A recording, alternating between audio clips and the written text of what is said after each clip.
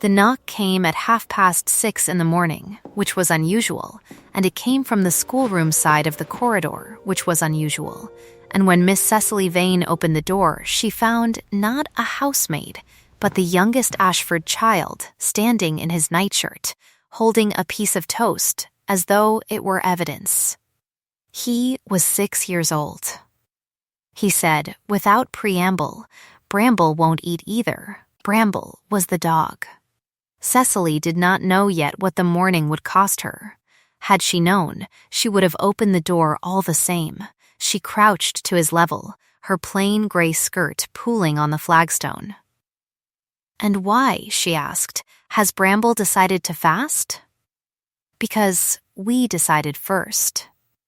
Edmund Ashford, heir to nothing at present and already aware of it, lifted his chin. "All three of us, and Bramble counts. That is a generous franchise. We aren't eating until you come back." She took the toast from him carefully, because he was 6 and the corridor was cold and he was very clearly trying not to look as though he'd been crying. She said, in the voice she used for arithmetic and for facts that must be faced, "I haven't gone anywhere yet, Edmund." "But you will," he said. Isabel heard.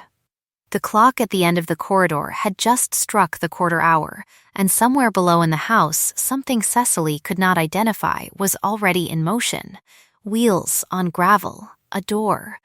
The low particular resonance of a house that has received news and not yet decided what to do with it. She stood, took his hand, and walked him back toward the warmth of the nursery. And she did not let him see that her hands were cold too. This is the autumn of 1822, and Cecily Vane has been governess to the 3 children of the Duke of Ashford for 14 months and 6 days. She keeps the account because she is, by training and by temperament, a woman who keeps accounts. She came to Ashford Park with a letter of reference, a trunk of books, a knowledge of 4 languages and of the medicinal properties of every plant that grows in the English countryside, and no illusions whatsoever about the value placed on plain, poor, sensible women in great houses. She had learned young that the strategy of invisibility was the only one available to her. Arrive, assess. Make yourself necessary, and never, under any circumstances, allow yourself to be conspicuous. She had followed this strategy for 6 years across 4 households. She had not, until Ashford Park, encountered children who refused to cooperate with it. The 3 Ashford children were Edmund, 6, Louisa, 9, and Isobel, 11, who had the sharpest ears in the county and the longest memory, and who had apparently spent some portion of the previous evening with her ear pressed to the door of the blue drawing room. The deadline was the 1st of November, 17 days away, the date on which the Duke of Ashford would review all household arrangements for the quarter, which was a polite way of saying the date on which his secretary, Mr. Gerald Farewell, would recommend the changes he had been recommending in one form or another for 3 months. Cecily had been informed of this by Isabel at breakfast on a Wednesday 2 weeks ago, matter-of-factly, in the way children deliver information they believe the adults around them have somehow failed to obtain. "Mr. Farewell says you are unsuitable," Isabel had reported, buttering her bread with unnecessary precision.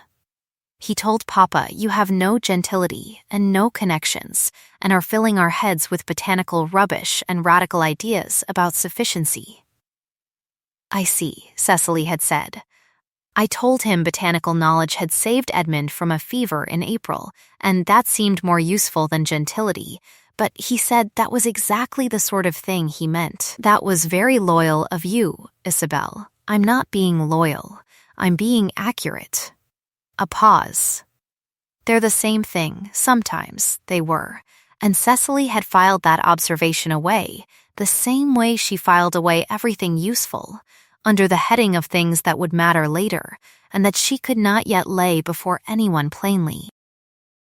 She had known then, as she knew now in the cold corridor with Edmund's hand in hers, that the position was precarious and the battle was already half decided. What she had not known, what Isabel's eavesdropping had given her, too late or just in time, she was not yet certain, was the shape of the weapon pointed back at her. She had thought the danger was merely Gerald Farewell's dislike of her. She had not yet understood that the weapon was something she had made herself. The Duke of Ashford was not in residence when Thessaly arrived at Ashford Park. He had been in London, and then in Scotland, and then briefly in France, and the management of the house in his absence had fallen to Gerald Farewell, who was his cousin by some mechanism of the family tree that Thessaly had not yet fully mapped, and who had inhabited the position of trusted secretary for long enough that the position had begun to inhabit him. Farewell was 35 and immaculate. His cravats were always precisely so. He spoke, when he chose to speak, in a voice so carefully modulated toward pleasantness that the unpleasantness beneath it could only be detected by close attention, which most people did not pay him because he did not look like someone worth close attention, which was, Thessaly suspected, entirely intentional. She had recognized the strategy immediately because she used a version of it herself. She had disliked him from the second Tuesday. He had appeared in the schoolroom doorway while she was conducting a lesson on the practical uses of common hedgerow plants, and he had stood there for perhaps 30 seconds, long enough to hear Louisa recite the properties of yarrow with the accuracy of a small physician, and he had not said a word. He had only looked at Thessaly with the expression of a man who has identified a problem and begun to consider its solution. Then he had withdrawn. She had continued the lesson. But she had begun from that Tuesday to keep a careful account. The Duke himself arrived in the third week of September. Thessaly was aware of his arrival the way one is aware of a change in weather before one can quite articulate it. A new tension in the household, the servants moving with additional intention, Farewell's perfectly pleasant demeanor sharpening to something that resembled alertness. She heard the horses. She did not go to the window. Her policy was invisibility, and it served her. It served her until the third afternoon, when Isabel fell out of the apple tree. Not badly. Isabel was athletic and fell with good technique, mostly onto her feet and partly onto her hands, but the scrape on her right palm was deep enough that Thessaly, who had arrived in the orchard in time to assess the landing, recognized it would need attention. She was kneeling in the grass with Isabel's hand in both of hers, talking the child through the cleaning of it with a competence that required Thessaly's full attention, when she became aware that someone was standing some distance away watching. She did not look up immediately. She finished what she was doing. When the scrape was clean and Isabel had been persuaded to stop examining it with scientific interest and allow the binding, Thessaly rose, turned, and found the Duke of Ashford standing perhaps 10 yards off, with his hands clasped behind his back and an expression on his face she could not immediately read. He was physically larger than she had imagined from the household's descriptions, which had run to the vague and the partial in the way servants describe an employer they are somewhat afraid of. He was dark-haired, plainly dressed for a man of his position, and quite still in the way that some very large things are still not passive, but conserving. He had what she would later identify as working hands, broad-palmed and slightly scarred at the right knuckle, which were not the hands of a man who had spent his decade entirely in drawing rooms. His face was worn in a way that had nothing to do with age. He looked like a man who had been required to be responsible for too many things for too long, and had made his peace with it at some personal cost she could not yet name. He said, "Is she hurt?" "A scrape." "It will trouble her tomorrow more than today. Apple trees are reliable that way." Thessaly heard her own voice, which was perfectly steady, and noted that it was perfectly steady, which was its own kind of information. The Duke looked at Isobel, who was examining her bound hand with the same expression she brought to arithmetic problems she considered beneath her. You fell, he said, not as an accusation. I was testing a theory about the branch angle, Isobel said. The theory was incorrect. Something crossed the Duke's face then. She caught it and catalogued it without knowing yet what she was cataloging. It was brief. It was not displeasure. Come inside before it rains, he said, and walked back toward the house, and that was the first conversation Thessaly had with Garrett Ashford, Duke of Ashford, which settled nothing and opened everything. It rained that evening. The children were installed in the schoolroom with geography, and Thessaly sat at the small desk by the window and listened to the sound of footsteps in the corridor below and the low continued murmur of male conversation, and she thought about the expression that had crossed the Duke's face at Isobel's correction of herself. She had seen something like it before in people who had decided, long ago, that the world did not offer them softness and were mildly, privately astonished when it did.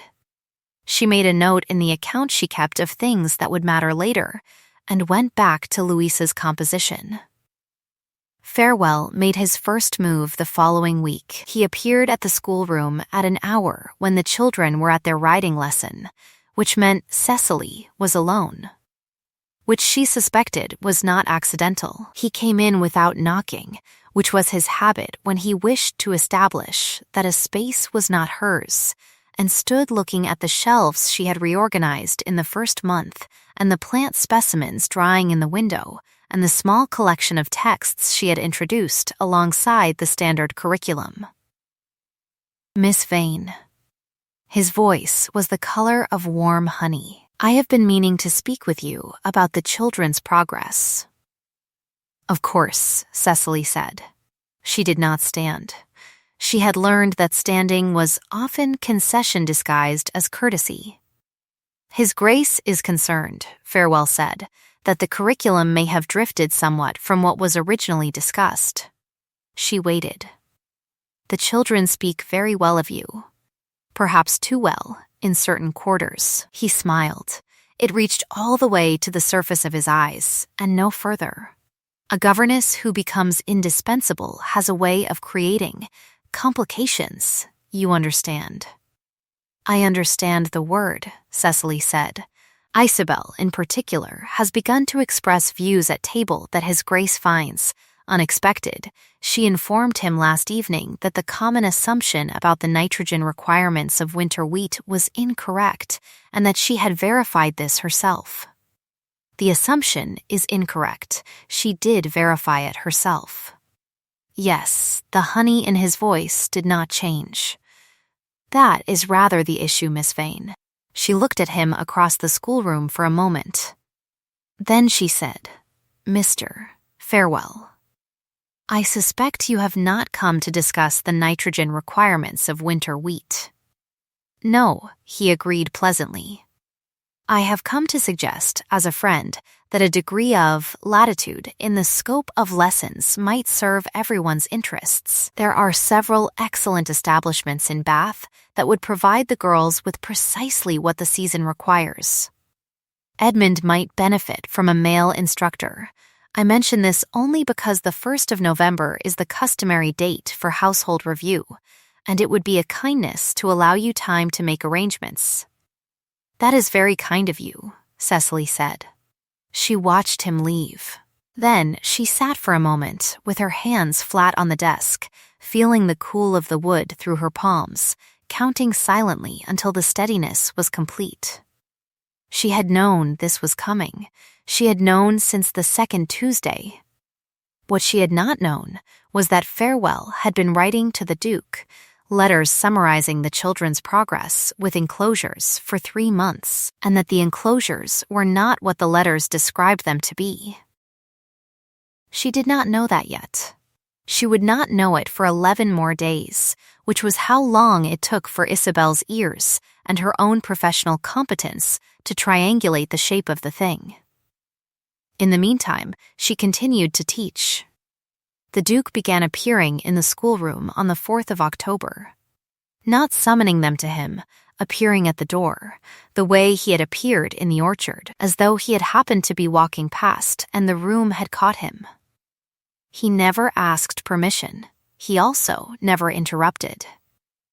He would stand in the doorway for 5 or 10 minutes while Thessaly conducted a lesson, watching with that contained, unreadable attention, and then walk on. The first time it happened, Thessaly continued the lesson without acknowledging him. It was the only correct response. She was explaining the principles of triangulation to Louisa by means of a problem about the apple orchard, and the lesson was at a delicate point, and the Duke of Ashford in the doorway, whatever he might require, was not going to disrupt it. After he left, Louisa said, without looking up from her slate, Papa never came to the schoolroom with the other ones. Focus on your angles, Thessaly said. I am focusing on my angles. I can think about 2 things at once. Louisa looked up. He was watching you, not us. That is almost certainly incorrect, I counted. Thessaly declined to pursue it, but she noted in the account she kept that the second time the Duke appeared in the doorway, on a Thursday, he stayed 12 minutes and smiled, briefly, barely, just an alteration in the line of his mouth, when Edmund, who was constructing a miniature trebuchet as part of a lesson on medieval engineering, launched a small projectile across the room with a great deal more force than he had intended, and struck his own composition book with considerable accuracy. The engineering is sound, Thessaly said to Edmund, who was staring at the projectile. The target selection requires revision. The Duke laughed. It was a quiet sound, and it seemed to surprise him somewhat. He was in the doorway, and then he was not in the doorway, and Thessaly heard his boots on the stone of the corridor, retreating at a pace that was perhaps slightly faster than his usual pace, and she did not look after him. She noted it, though. In the account, first genuine laugh, 4th of October. The intimacy of the following 2 weeks happened the way these things do in closed worlds, through proximity, through shared work, through the daily accumulation of small truths. It did not look like courtship from the outside. It looked like a governess conducting her duties and a duke occasionally observing them. What it was, in the vocabulary Thessaly used internally when she permitted herself to use it at all, was the most dangerous thing that had happened to her in 6 years of careful invisibility, and she knew it, and she continued anyway, because she had not found a strategy for ceasing to be what she was. They had their first real conversation on the 12th of October, which was a Tuesday, in the library, where she had gone at 9:30 in the evening to return 3 volumes and was standing on the rolling ladder retrieving a 4th when she heard the door open behind her. Miss Vane, not a question. Your Grace. She did not come down from the ladder. She had the book she needed, and she was checking the spine, and it would have looked like retreat. A pause. She heard him cross the room and heard the chair near the fire take his weight. You are here late. I find the library is generally unoccupied at this hour. A recommendation. A description. She came down from the ladder. He was in the chair nearest the fire, with his coat off and his sleeves turned back to the forearm, and he was looking at her with the same attention he brought to the schoolroom doorway, and she thought, he is also keeping an account. I owe you several volumes. You are welcome to the library. That is very generous, given that it is your library. A brief pause that had something in it she did not have a name for yet. Sit down, Miss Vane. She did not sit down. She put the book on the table and stood with her hands quiet at her sides and looked at him directly, which was not her usual practice, but which seemed necessary. Your Grace, she said, if you have concerns about the curriculum, I would prefer you raise them plainly rather than through Mr. Farewell. I find the mediated version loses something in transmission. The silence that followed this was of the quality that Thessaly had learned to read in careful men, not displeasure, but recalibration. He said, After a moment, "What has Farewell said to you?" "Only that I am unsuitable." He said it very warmly. Another pause. He looked at the fire. His profile in the firelight was the profile of a man deciding something he had perhaps already decided and was checking the decision once more before committing to it. He said, "Sit down, Miss Vane." "Please," she sat. "The 1st of November," he said. "I am aware of the date. I haven't decided anything." "I know," she said, which was somewhat imprecise because she suspected he had decided a great deal and was deciding whether to communicate it. She said, carefully, because she had earned this much honesty at least, "I should tell you that I understand my position here is uncertain. I should also tell you that I believe the children are learning, and that I believe the thing they are learning is not botanical nomenclature, though they are learning that too. What they are learning is that accuracy is a virtue, and that careful attention to the actual world is a skill that will serve them. I cannot make that assessment not a radical one in certain quarters." He was looking at her now. She met it. "My daughter," he said, after a moment, "told me last evening that the common assumption about the nitrogen requirements of winter wheat was incorrect, and that she had verified this herself. Yes, I am told this was noted. It was the most interesting thing anyone has said at my table in 3 years." A pause, and then, "Farewell finds you dangerous. He finds me inconvenient." It is not the same thing. The Duke looked at her for a long moment, with that attention that was not quite like looking, more like the careful leveling of a thing one wants to verify is plumb. He said, "No, it is not the same thing." And then, as though the fire had reached some conclusion on its own, "The November review is a formality. I will tell you plainly that the arrangement is not at risk." She felt something in her chest that she would not name settle slightly. She said, "Thank you, Your Grace." "Thessaly," he said it quietly, and then appeared to have surprised himself, and corrected, "Miss Vane." She stood, gathering the books she had come for. "Good evening," she said, which was precise and dignified and covered everything that needed covering. She was at the door when he said, "My wife read to them when they were small.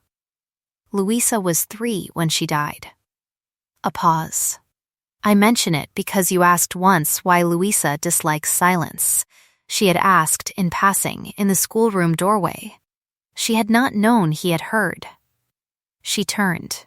Briefly, "I know," she said again, and meant something different by it this time, and went out before either of them could do anything regrettable. She was in the corridor with the books against her chest and the firelight no longer on her face when she permitted herself to note, precisely and without embellishment, that she was in very serious difficulty. The midpoint blow arrived on the 17th of October at 2 in the afternoon, in the form of a letter. She did not see the letter herself. What she saw was its effect, the Duke at luncheon, which she attended with the children in the informal dining room, across the table from her, with his face set in the expression she had not seen since September, the worn, closed, decided look, the expression of a man who has been required to be responsible for too many things. He did not look at her. He said almost nothing. He left before the meal was finished. Isabel looked at Thessaly. Thessaly looked at her plate. That afternoon, Farewell came to the schoolroom while the children were at their lessons and asked, pleasantly, if Miss Vane might spare him a moment. She followed him into the corridor.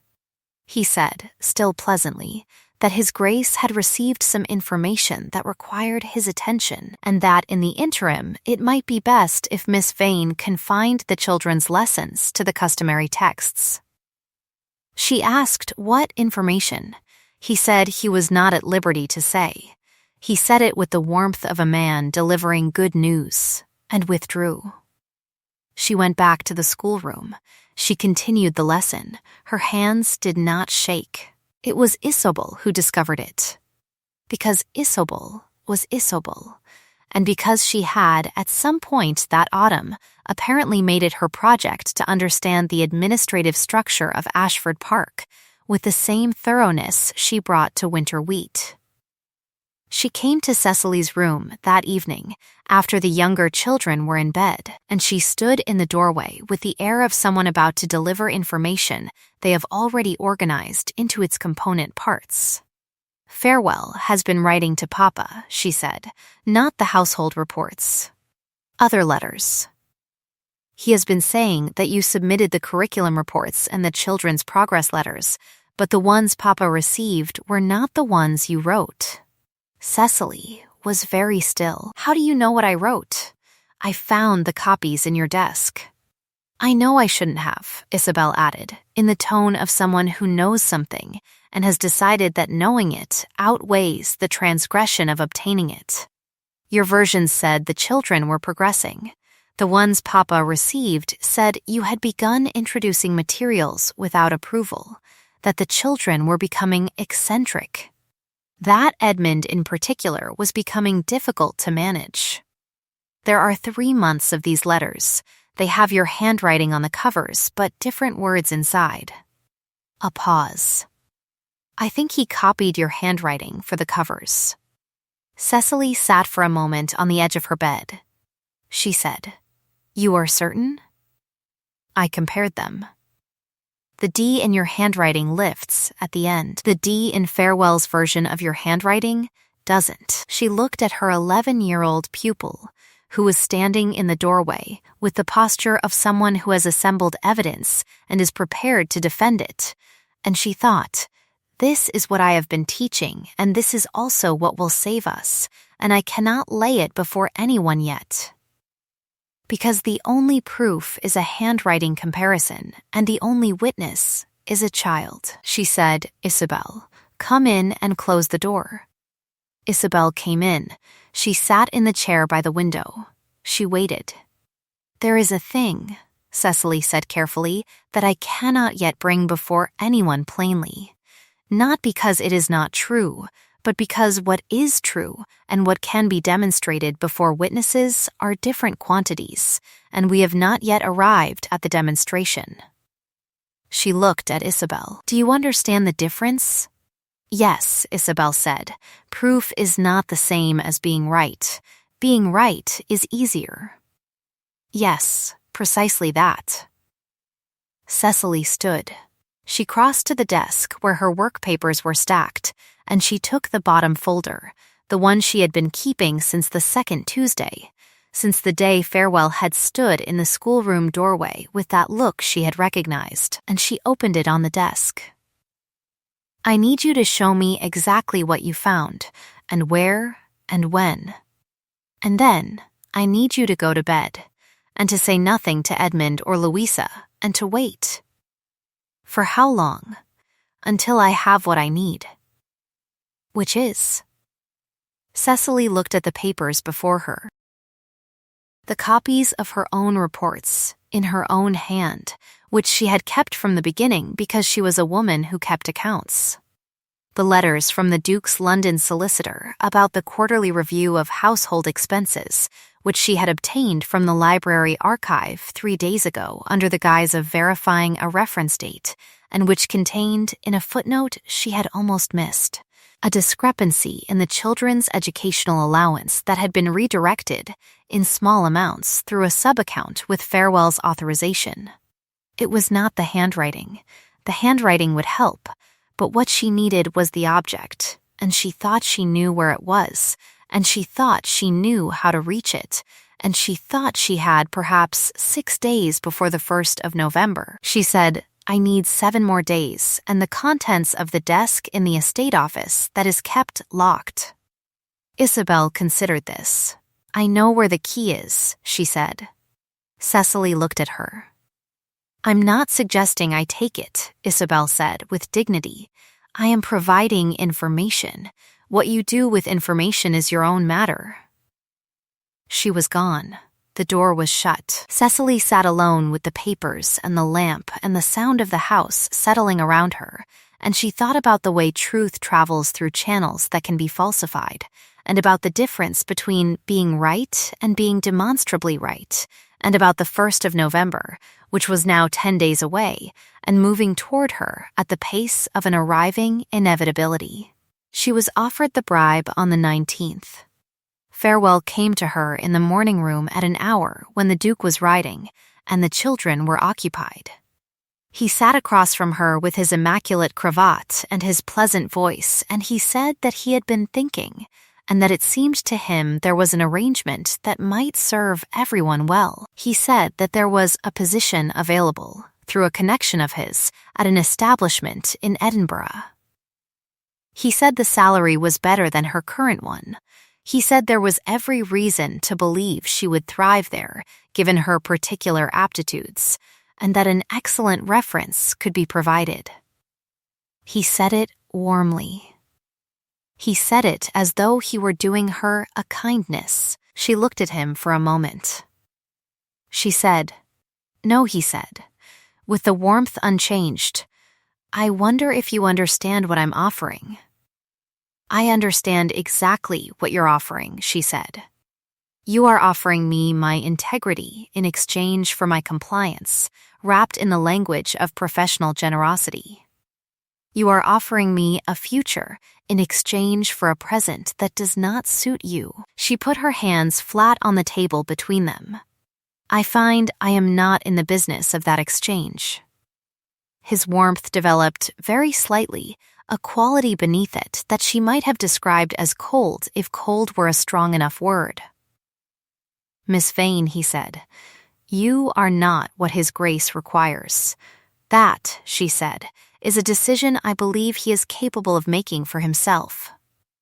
She left. She walked upstairs at a pace that was entirely controlled, and she sat in the schoolroom and she looked at the plant specimens in the window and the geography maps on the wall and the small trebuchet that Edmund had repaired and repositioned on the shelf, and she thought, "I have 6 days and 1 locked desk and an 11-year-old's testimony about handwriting, and I need one more thing or none of it will be demonstrable before witnesses."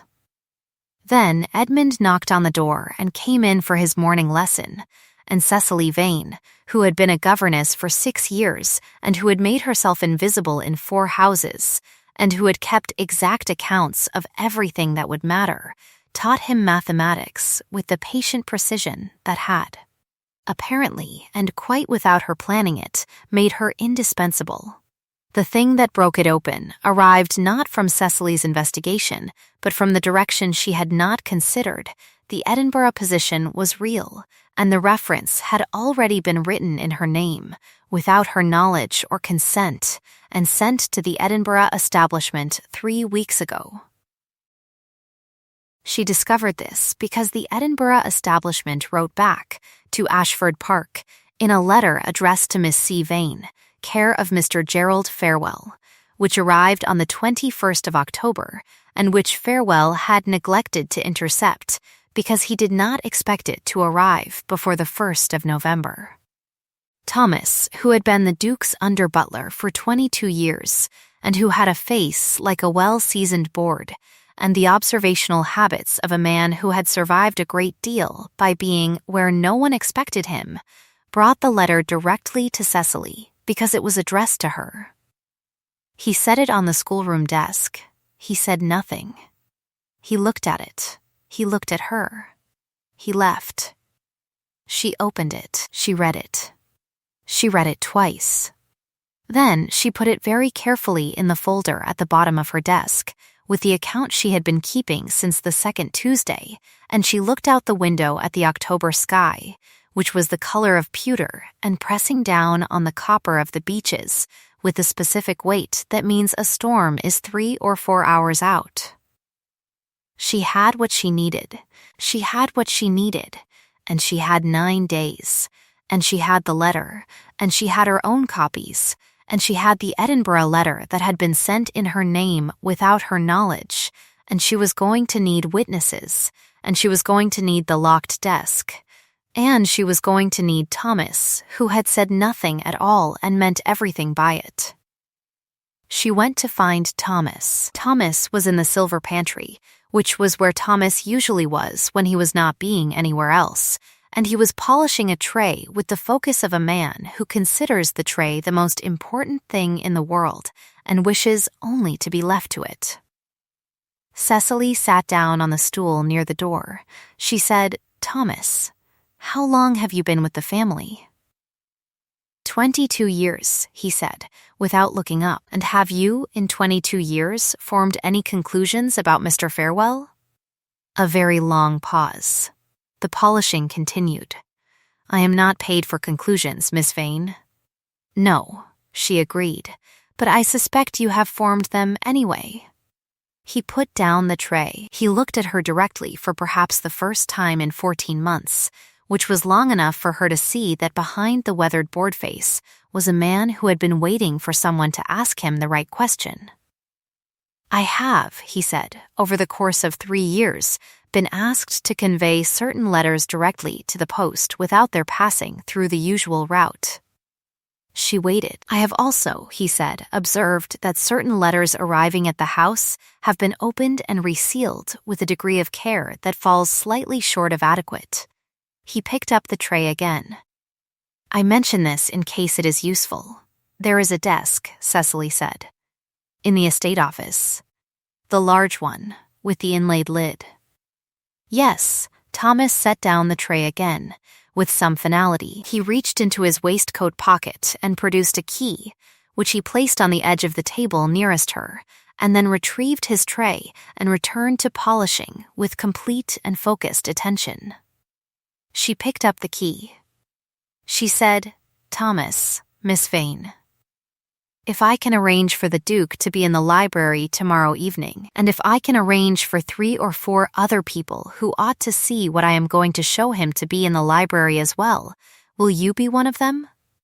He considered the tray. "The silver won't polish itself," he said, "but it also won't go anywhere." He looked at her once, briefly, with something that was not quite a smile, but was a first cousin to one. 8:30, I imagine, would suit. She went to the estate office after midnight, when the house had been quiet for 2 hours. The key turned in the lock of the inlaid desk with the smoothness of frequent use, which told her something. The interior was organized with the neatness of a man who did not expect scrutiny because he did not expect to lose. She worked by a single candle, checking each item against the account in her head. There were 3 things she needed. She found all 3.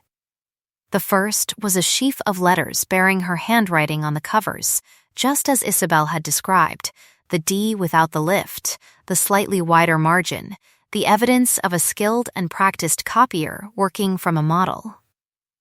The second was the account book for the children's educational expenses, which contained, rendered in figures small and clear and inarguable, 3 months of redirections to an account she recognized from the solicitor's footnote. The third was a letter from the Edinburgh establishment, sent 2 months ago, confirming that the position was being held and asking for confirmation of the reference, which had been answered in her name, in the handwriting without the lift, by someone who had no authority to do so, and who had been, apparently, arranging her departure for longer than she had known. She locked the desk. She went back to her room.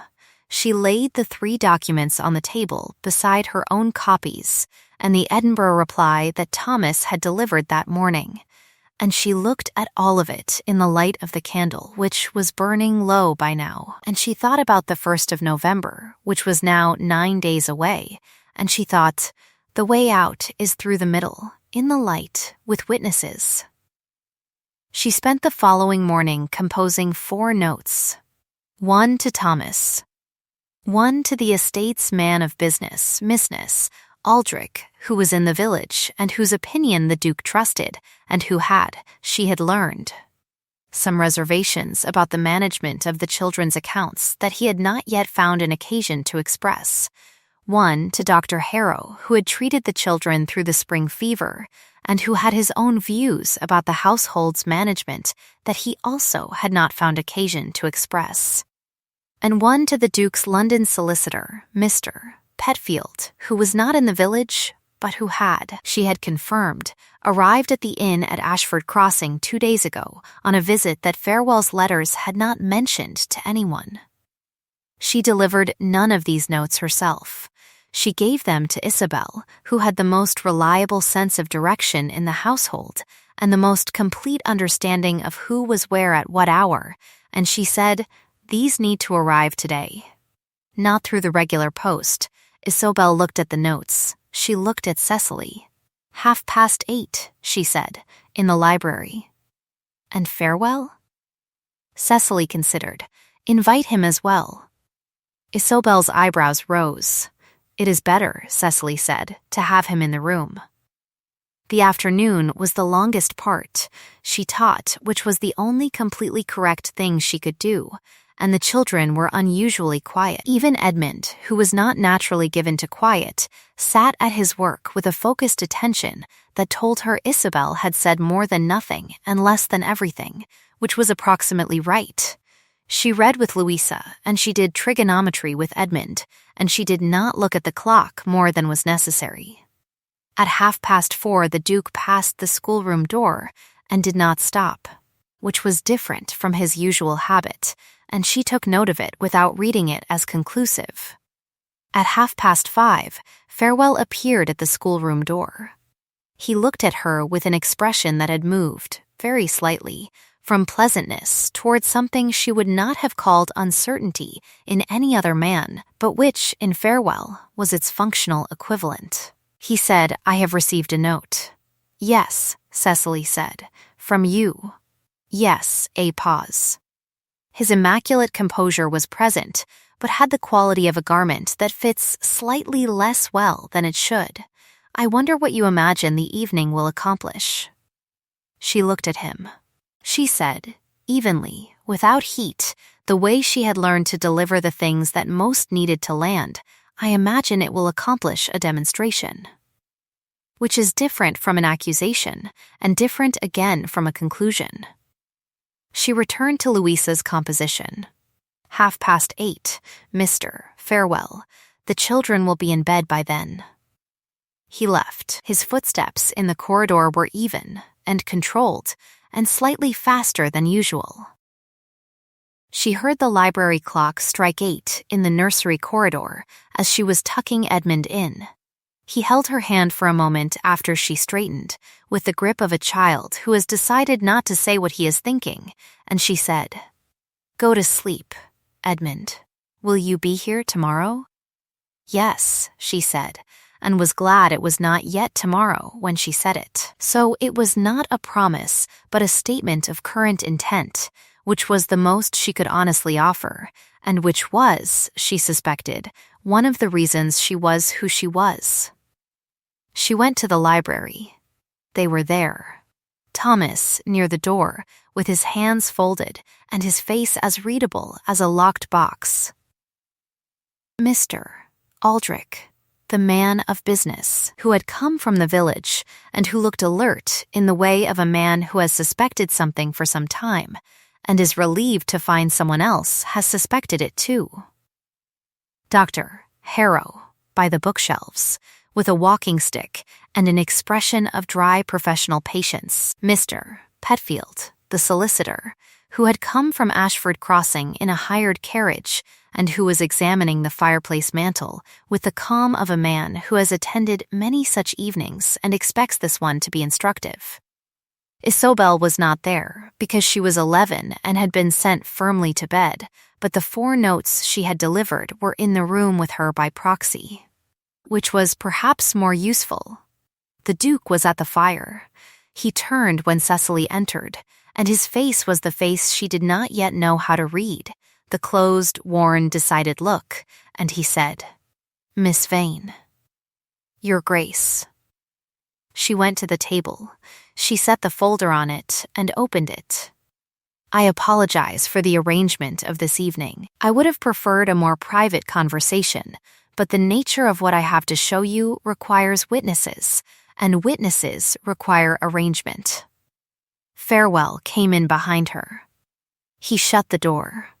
He stood near the window with his immaculate composure and his pleasant face, and he looked at the folder on the table, and something in the line of his jaw changed almost imperceptibly, she said, to the room. But looking at the Duke, there is a desk in the estate office. It has been managed for the past 3 years by Mr. Farewell on behalf of the household.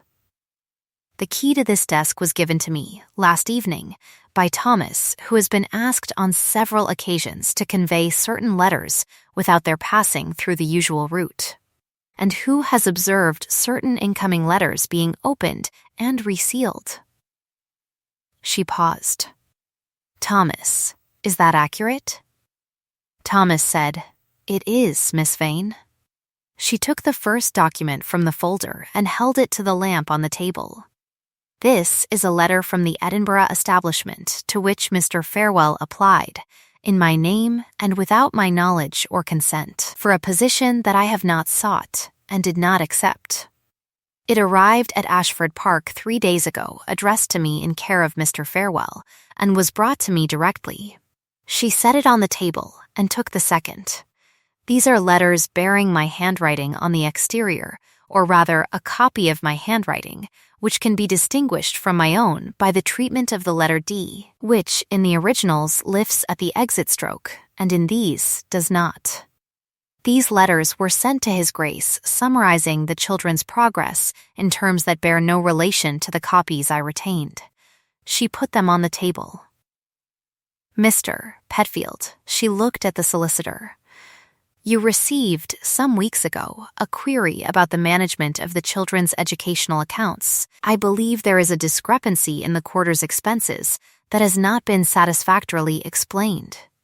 Petfield said, steadily, There is. I have had the figures here. He produced a paper from his coat. She took the account book from the folder and set it beside the solicitor's paper. They correspond, she said, to an account that Mr. Farewell controls and which has received, over 3 months, a series of redirections that amount in total to a figure I will not name aloud, but which Mr. Petfield can confirm. She looked at Petfield. I can confirm it, Petfield said. He did not look at Farewell. Thessaly turned to Farewell. The room was very quiet. Outside, the storm she had predicted that afternoon had arrived, and rain was hitting the library windows in long diagonal strokes. She said, quietly, without heat, the way she had learned to say the things that most needed to land, Mr. Farewell, I have one question, and I want you to understand that how you answer it determines everything that follows. She held up the Edinburgh letter. 3 weeks ago, you sent a reference in my name to this establishment, in which you described me in terms that would have secured my position there and removed me from this household before the 1st of November. That reference was written in my hand, or in a version of it. She put the letter on the table. Who gave you the model from which you copied it? The silence was the kind that has a shape. It was perhaps 10 seconds long. Then Farewell's composure, the pleasant, precise 3-year construction of it, moved, not broke, not shattered, but moved, the way a wall moves when the ground beneath it settles, a visible and complete shift. He looked at the documents on the table. He looked at Thomas, who was near the door and had not moved. He looked at Petfield, who had the figures. He looked at Thessaly, who was not accusing him, who was asking him one precise question, and he said, with a voice that had shed the last of its warmth and arrived somewhere below it at something that might, in a different man and a different room, have been the sound of exhaustion, my own correspondence to Mrs. Beale, the early letters, before she died. It was not the answer anyone in the room had expected. Mrs. Beale had been the Duke's wife, dead now 6 years, and the name in the room was its own kind of stormbreak.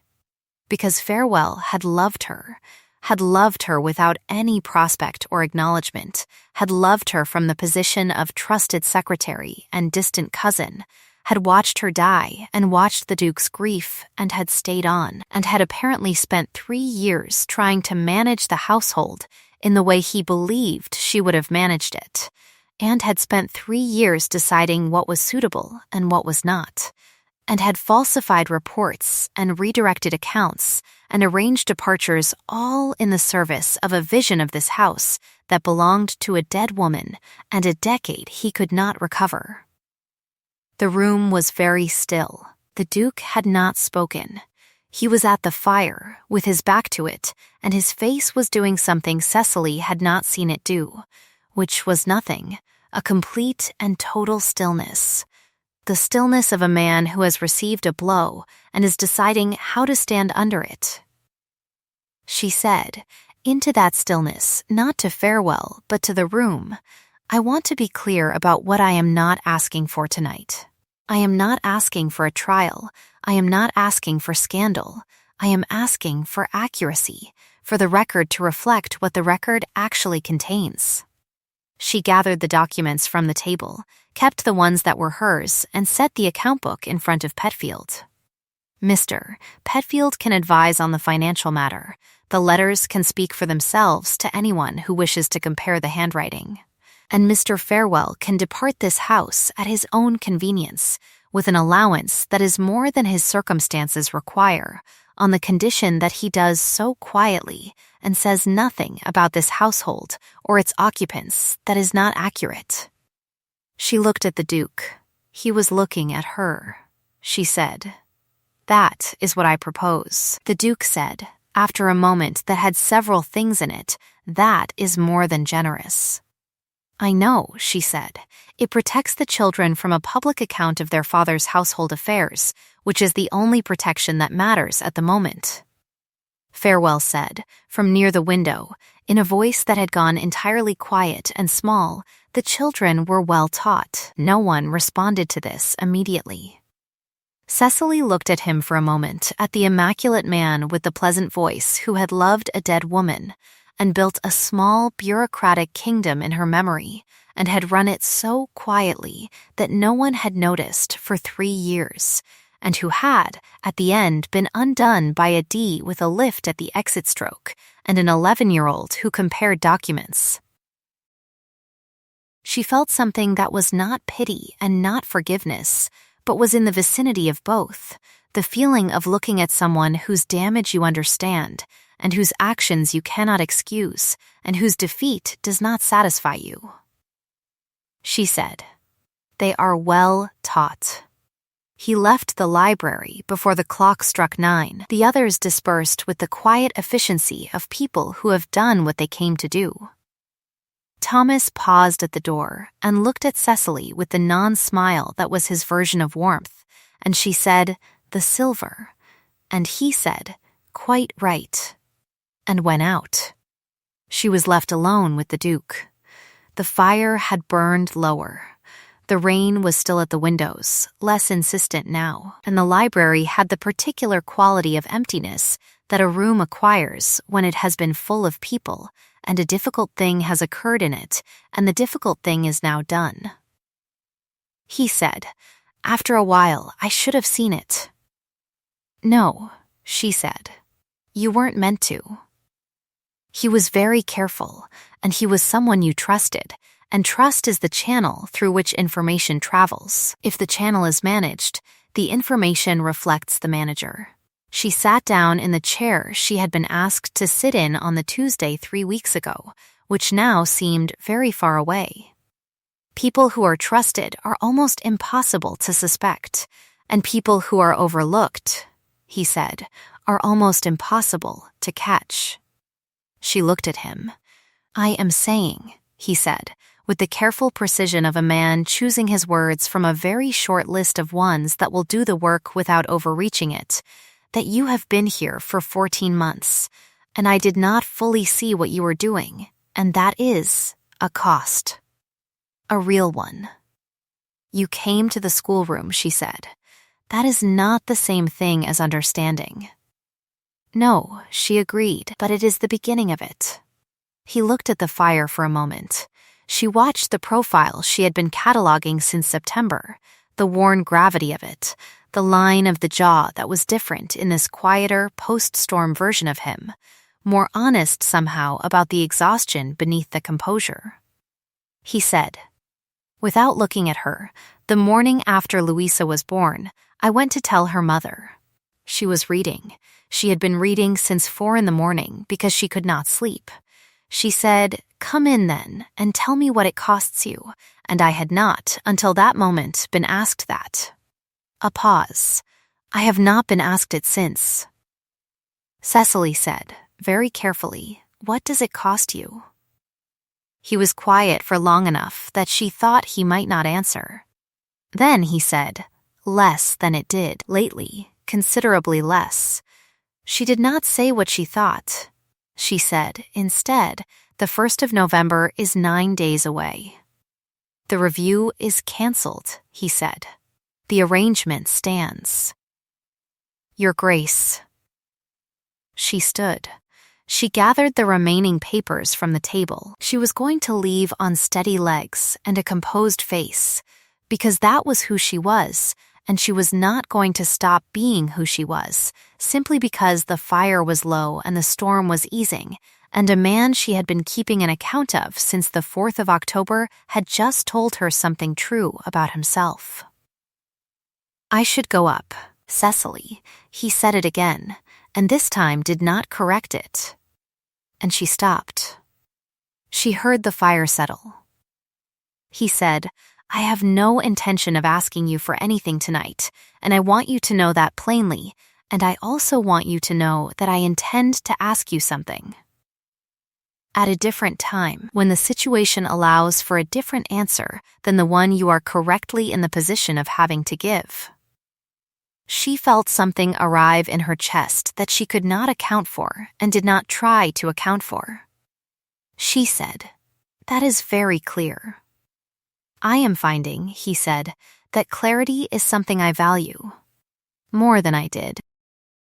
She said, "Good night, Your Grace," and went out, and she walked up 2 flights of stairs in the dark with the rain still going at the windows, and something in her chest that was, by any honest account she cared to run, the most dangerous thing that had happened to her in 6 years, and which she was completely, entirely, and with full knowledge of the cost, unwilling to put down. Edmund's question, 9 days later, was answered in the affirmative. The November review came and went and produced no departure except farewells, which was arranged quietly and without comment, and which left the household with a vacancy that was filled, after some consultation, by a man of the Duke's own selection who had been recommended by Petfield and who understood accounts. The Edinburgh establishment received a note from Mr. Petfield explaining that a position had been filled by another candidate. The D with the lift and the D without the lift were compared at Petfield's office by a gentleman whose professional opinion on handwriting was considered reliable, and his opinion was recorded and filed in the event it was ever required, and it was never required, because no one ever disputed what the November Library had established. Thomas wept at the wedding. He was the only one who cried, unless one counts Louisa, who cried briefly and denied it absolutely, and then asked if she could read a passage from the service, which she did with the composure of a girl who had learned that accuracy and loyalty were sometimes the same thing. It was a small wedding. The library, as it turned out, November light on old wood, and the smell of candle wax, and that autumn leafy outdoor cold that comes through old windows, no matter how well they're sealed, and Edmund in a new coat that was slightly too large for him because he intended to grow into it, and Isabel, who did not cry and had spent the previous evening rereading the account books one more time, just to be certain.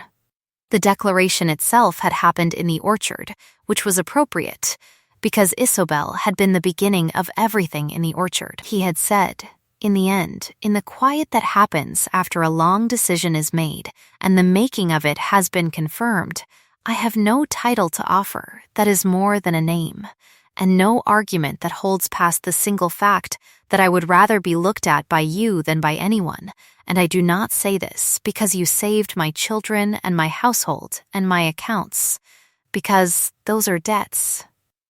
And I owe you nothing in the grammar of debt. He had paused. I say it because when I am in a room with you, I am not alone in the way I have been alone for 6 years. Another pause. Marry me because you wish it. That is the only reason I will take. She had said, I have wished it since the 4th of October. He looked at her. The first laugh, he said. The first genuine one. Yes, he laughed again, there in the orchard, with the copper beeches already past their peak, and the smell of October apples in the cold air, and it was not brief, and it was not contained, and it was the laugh of a man who has put down a weight he has been carrying for a very long time, and she thought, here it is, the thing I have been keeping an account of. And this is what it costs, and the cost is everything I have, and that is a fair price. She handed him back the thing he had said in the library on that Tuesday in September, slightly altered. Come in then, she said. And we will be accurate with each other. He took her hand in his working hands and held it with the careful deliberateness of a man who is not going to let go. And the autumn went on around them without particular interest in what they had decided. The ledger of those days, set down here for those who wish to know the full reckoning, Mr. Petfield oversaw the redistribution of the redirected funds back to the children's accounts with interest and said nothing more about it. Mr. Farewell went north to a small property that had been arranged with more generosity than he deserved and less than he had hoped for, and was heard of occasionally in the following years in connection with the management of a charitable library, which was perhaps the truest possible accounting of what he had actually been suited to. Dr. Harrow attended the wedding and pronounced Edmund thoroughly recovered from any lingering tendency toward fevers, and Aldrich certified the household accounts in a state of perfect order, and Thomas served the wedding breakfast with the dignity of a man who considers the occasion well within his professional scope. Isobel was given, in the spring, a subscription to a series of agricultural journals that she read with the focused attention she brought to everything, and Louisa began to learn the pianoforte with a degree of enthusiasm that suggested she had been waiting to be asked. Edmund's trebuchet, refined through the winter, achieved a range of 14 feet and broke a window, which was accounted a success. There is a morning, about a year later, that is worth settling on before this account is closed. It is late summer again, the kind that presses like a hand, and Thessaly is in the orchard with a basket, and the particular quality of quiet that comes to people who have received what they most needed and are not yet used to having it. She hears footsteps on the path behind her, unhurried, and she does not look up from the branch she is examining, because she has always been, before all other things, a woman who finishes what she begins. He stops beside her. He looks at the branch. He says, in the voice she has been cataloging for a year and knows now as well as her own handwriting, the theory about the branch angle? Precisely correct this time, she says. I've verified it myself. The bird that had been singing throughout that summer morning, the one that had been there in the library and in the schoolroom and in the orchard and at the wedding, the small, insistent birdsong that had threaded through every moment that mattered, continues its business in the tree above them. Wholly indifferent to what has been settled below, and the summer presses on, and the account is complete, and the balance is exactly right. If this story warmed you, if you have ever been the one whose careful work was named for someone else, the one who kept their accounts in quiet and waited for the light to be enough, then perhaps you know exactly what Thessaly felt in that orchard, with the summer pressing down and everything, for once, correctly named. Come and sit with us here at the fire a little longer, there is room enough, and the kettle is still on, and the next story is already finding its shape in the embers. Tell us, the moment in the library when she set those documents down in the light with witnesses. Was that the moment you knew, or had you already known? We would love to hear. If these firesides are where you find your evenings well spent, keep a place here at Hearth and Hidden Truth by subscribing. It costs you nothing but a moment, and it keeps the lamp lit. Sleep well, and be accurate with the ones who are worth your full accounting.